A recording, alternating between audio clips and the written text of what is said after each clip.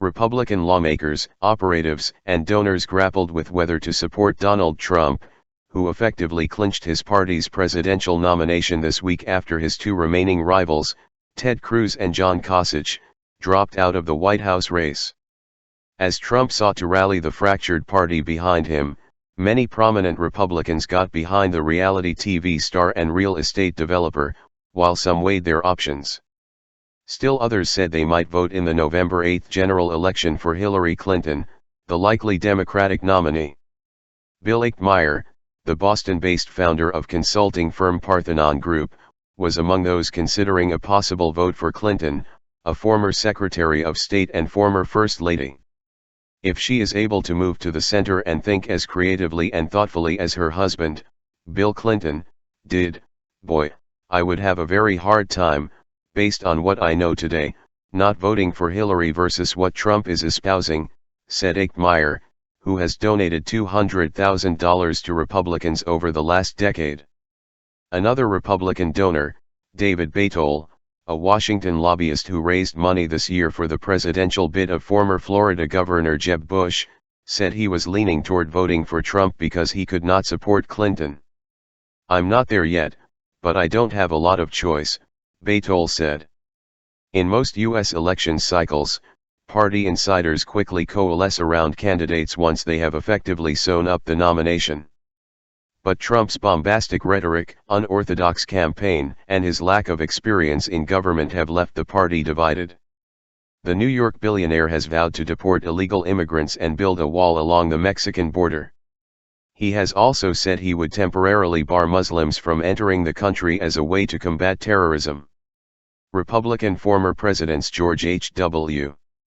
Bush and George W. Bush do not plan to endorse anyone in the White House race this year, their spokesman told Reuters. The party's presidential nominee in 2012, Mitt Romney, will not attend the Republican National Convention in July, an aide said. The former Massachusetts governor delivered a blistering attack on Trump in March. The party's 2008 nominee, U.S. Senator John McCain of Arizona, has said he would support the eventual nominee, who is now presumptively Donald Trump, said McCain's Senate campaign spokeswoman, Lorna Romero. But McCain told supporters in Arizona last month that having Trump at the top of the Republican ticket make his re-election harder, according to a recording obtained by Politico. The state has a large Hispanic population. On Wednesday, fresh off the win in Indiana's primary that drove both his rivals out of the race, Trump pledged to unify the party and said he was getting calls from people who had criticized him in the past but who now wanted to back him. Supporters of Trump, who has never held elective office, said he could ease concerns about his lack of experience by choosing a well-known running mate. Representatives Scott DeYarles of Tennessee and Chris Collins of New York both suggested former U.S. Secretary of State Condoleezza Rice. Rice did not respond to a request for comment. Trump told CNBC on Thursday there was a 40% chance his vice presidential pick would be a former Republican presidential rival. Backers said Trump could mend ties with allies of Cruz, who had been his strongest challenger and had trumpeted himself as a true conservative, by meeting with lawmakers in person after a heated campaign in which Trump dubbed the U.S. Senator from Texas Lion Ted.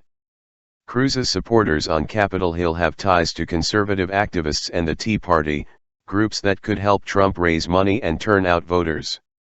DeYarles said meeting Trump in person would improve their impressions of him.